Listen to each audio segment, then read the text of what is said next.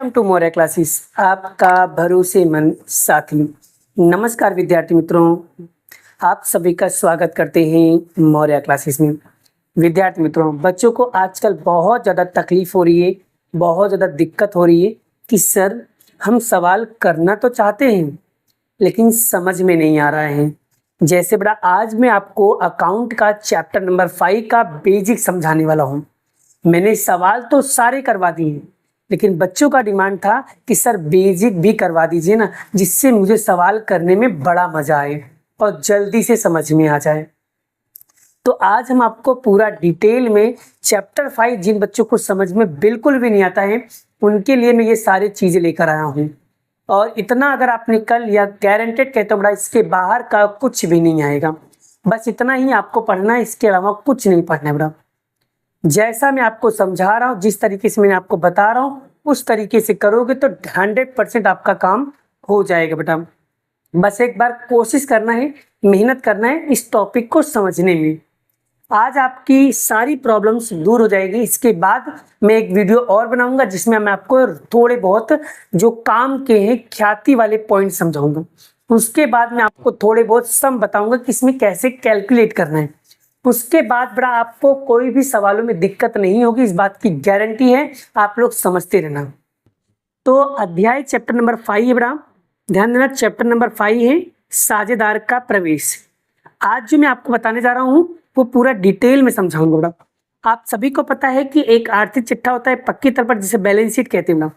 तो balance sheet के दो पक्षकार होते हैं, एक होता है पूंजीदायित्व पक्ष और एक होता है संपत्ति लेना पक्ष। राइट, एक होता है पूंजी दायित्व पक्ष और एक होता है संपत्ति लेना साइड।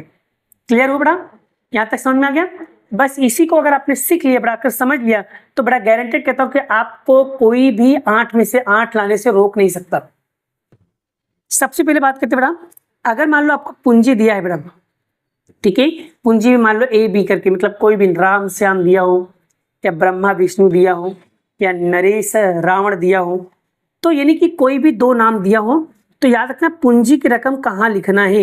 एक ही चीज माइंड में फिट करो, पूंजी की रकम लिखना कहाँ है। तो पहले पूंजी दायित्व समझा देता हूँ, पूंजी की रकम लिखना कहाँ है बड़ा। अगर थोड़ा छोटा दिख रहा है तो मैं इसको बड़ा कर देता हूँ बड़ा, आपको समझाने के लिए बड़ा कर देता हूँ।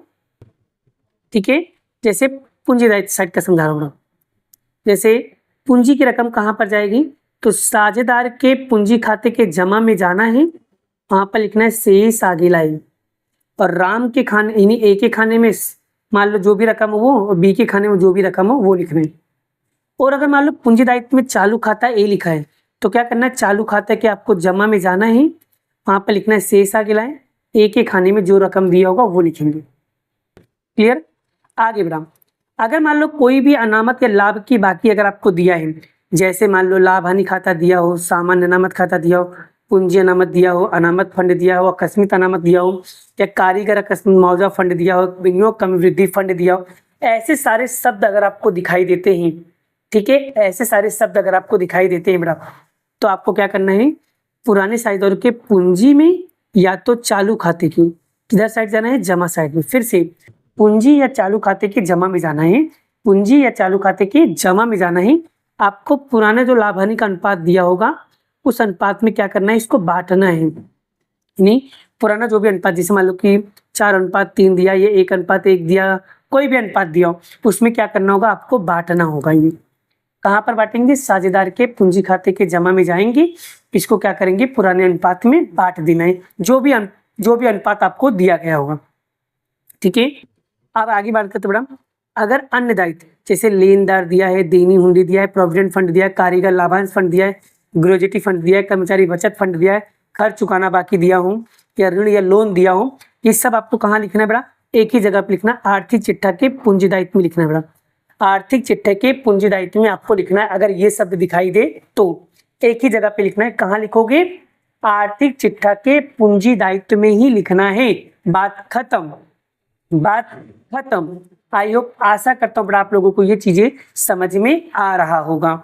ठीक है बड़ा, चलो ये संपत्ति साइड का हमारा काम हो गया, पूंजी दायित्व का हो गया। देखो पहला स्टेप ये है, दूसरा स्टेप, तीसरा स्टेप, चौथा, ऐसे स्टेप बाय स्टेप करेंगे।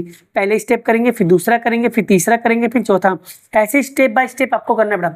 सबसे पहले कौन सा स्टेप करोगे, पूंजी वाला, दूसरे चालू अगर दिया हो तो, और फिर तीसरा स्टेप ये वाला करना है, और चौथा स्टेप आपको ये वाला करना है। फिर आना है बेटा आपको संपत्ति लेना साइड आना है। क्या नाम है, संपत्ति लेना साइड आना है। उसमें बेटा अगर आपको ख्याति दिया है, ठीक है, संपत्ति लेना साइड अगर आपको ख्याति दिया है तो ठीक है, क्या करेंगे, पूंजी साइड के पूंजी या चालू खाते के किधर जाना है, उधार साइड जाएंगे। पुराने लाभ हानि के अनुपात में हमें क्या करना है, बांटना है। पुराने लाभ हानि के अनुपात में क्या करेंगे, हम उसे बांट देंगे। फिर से अगर ख्याति लिखा है तो चालू खाता या पूंजी खाता के उधार में जाना है, दोनों में से किसी एक में जाना है। उधार साइड जाएंगे और पुराने लाभ हानि के अनुपात में क्या करेंगे, हम उसे बांट देंगे।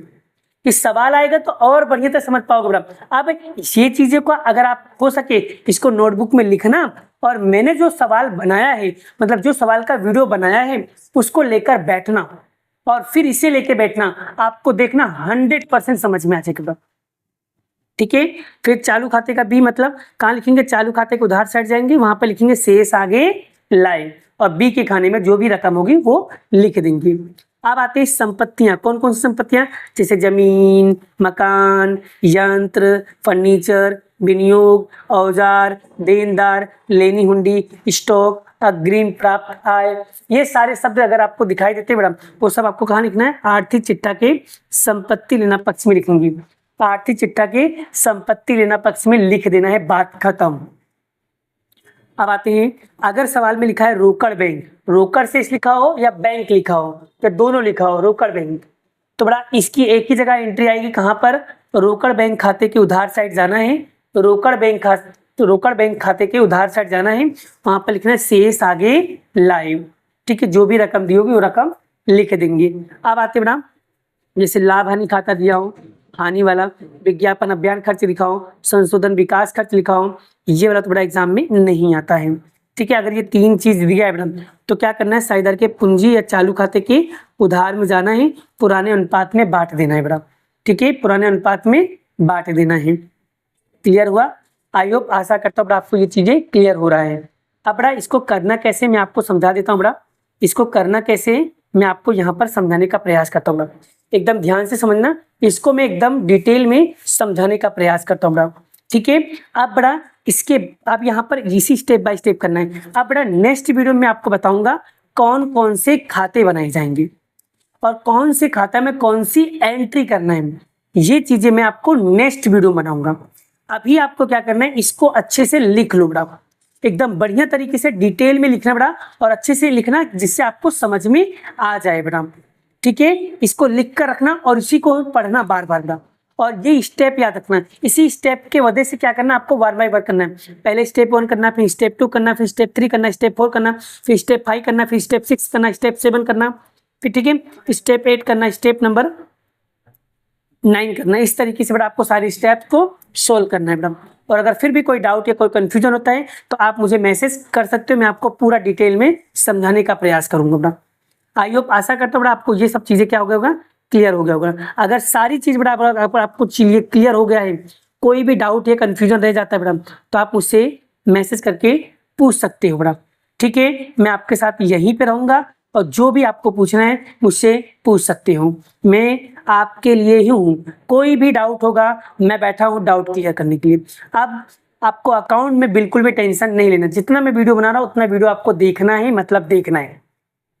और अगर इस वीडियो में कोई नया व्यक्ति आया है तो प्लीज़ इसे सब्सक्राइब कर लेना, क्योंकि ऐसे ही अच्छे अच्छे कंटेंट हम आपके लिए लाते रहेंगे। और याद रखना, अकाउंट हो, स्टेट हो, इको हो, बीए है, एसपीसीसी हो, इंग्लिश हो, ग्रामर हो, सब चीज़ें बड़ा मैं कराऊंगा। बस आपको इसी तरीके से मेहनत करती रहना है और डेफिनेटली आपको सारे नोट्स भी मिल जाएंगे, चाहे वो अकाउंट का हो, स्टेट का हो, इको का हो, बीए का हो, एसपीसीसी का हो, इंग्लिश का हो, इवन सब चीज़ों का नोट्स मैं आपको प्रोवाइड कर दूंगा। ठीक है बेटा, सारी चीज़ें आपको मिल जाएगा, आपको बेफिक्र होकर के टेंशन लेना नहीं है। ठीक है, मिलते हैं नेक्स्ट वीडियो में नेक्स्ट लेक्चर के साथ। राधे राधे।